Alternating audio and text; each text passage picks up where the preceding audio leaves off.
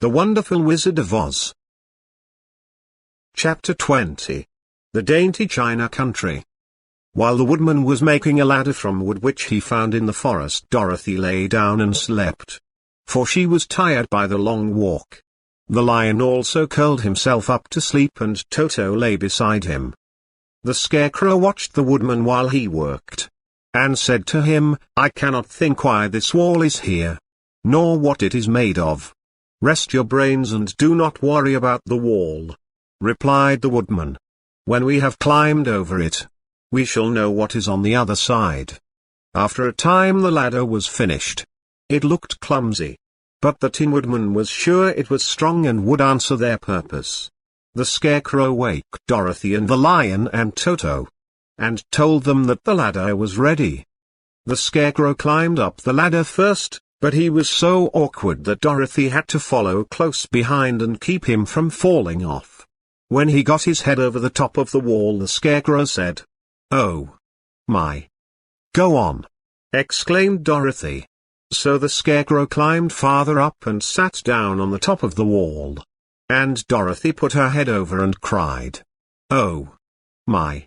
just as the Scarecrow had done. Then Toto came up, and immediately began to bark. But Dorothy made him be still.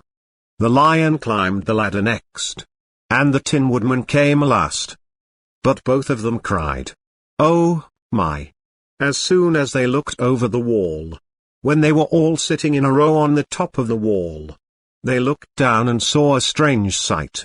Before them was a great stretch of country having a floor as smooth and shining and white as the bottom of a big platter.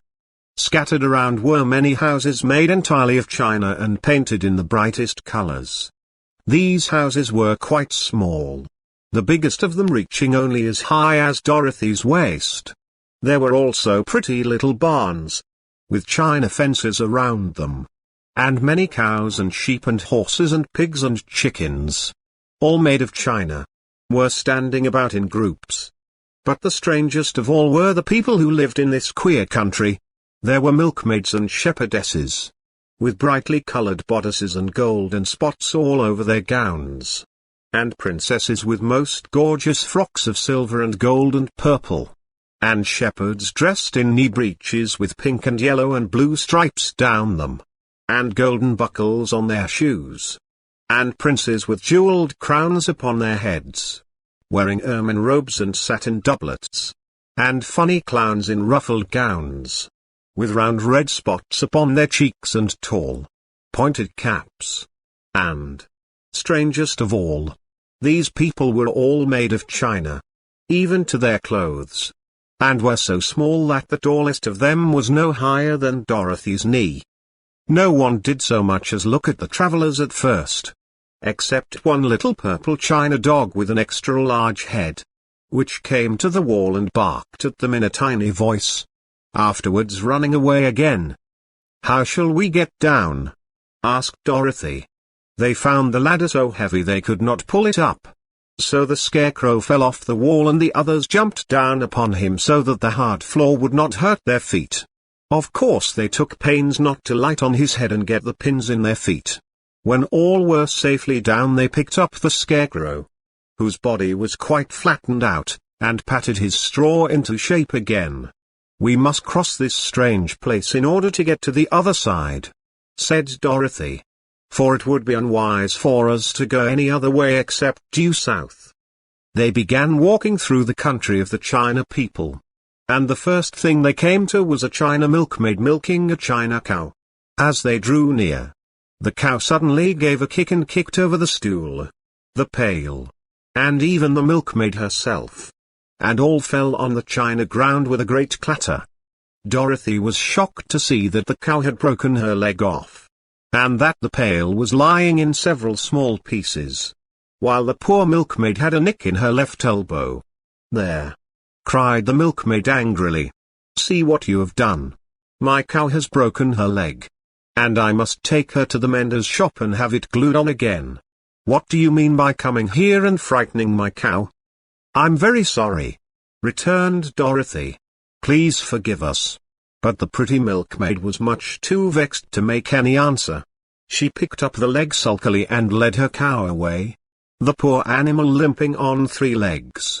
As she left them, the milkmaid cast many reproachful glances over her shoulder at the clumsy strangers, holding her nicked elbow close to her side.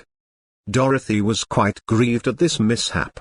"We must be very careful here," said the kind-hearted woodman, "or we may hurt these pretty little people so they will never get over it." A little farther on, Dorothy met a most beautifully dressed young princess, who stopped short as she saw the strangers and started to run away. Dorothy wanted to see more of the princess, so she ran after her. But the China girl cried out, "Don't chase me! Don't chase me!" She had such a frightened little voice that Dorothy stopped and said, "Why not?"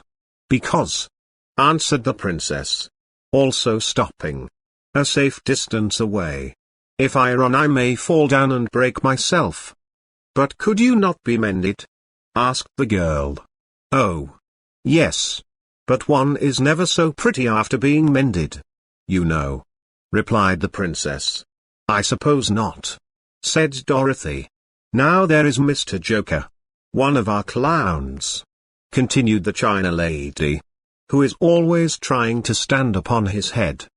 He has broken himself so often that he is mended in 100 places, and doesn't look at all pretty. Here he comes now, so you can see for yourself." Indeed, a jolly little clown came walking toward them, and Dorothy could see that in spite of his pretty clothes of red and yellow and green he was completely covered with cracks, running every which way and showing plainly that he had been mended in many places.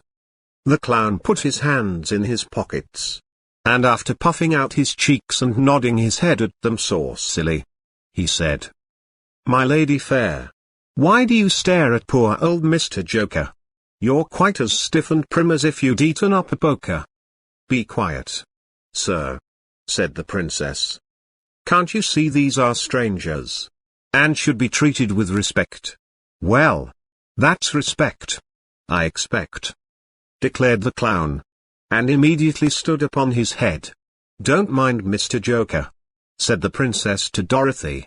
"He is considerably cracked in his head, and that makes him foolish." "Oh, I don't mind him a bit," said Dorothy. "But you are so beautiful," she continued, "that I am sure I could love you dearly. Won't you let me carry you back to Kansas, and stand you on Aunt Em's mantle? I could carry you in my basket." "That would make me very unhappy," answered the China princess. "You see, here in our country we live contentedly, and can talk and move around as we please. But whenever any of us are taken away our joints at once stiffen, and we can only stand straight and look pretty. Of course that is all that is expected of us when we are on mantels and cabinets and drawing-room tables. But our lives are much pleasanter here in our own country.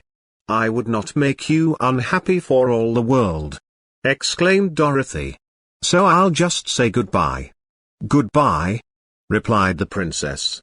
They walked carefully through the China country. The little animals and all the people scampered out of their way, fearing the strangers would break them. And after an hour or so the travelers reached the other side of the country and came to another China wall. It was not so high as the first, however, and by standing upon the lion's back they all managed to scramble to the top. Then the lion gathered his legs under him and jumped on the wall, but just as he jumped, he upset a china church with his tail and smashed it all to pieces. "That was too bad," said Dorothy. "But really I think we were lucky in not doing these little people more harm than breaking a cow's leg and a church. They are all so brittle." "They are, indeed," said the scarecrow. "And I am thankful I am made of straw and cannot be easily damaged. There are worse things in the world than being a scarecrow." Esse vídeo já acabou. É só apertar que tem mais Também não esqueça de se inscrever no canal e ativar as notificações.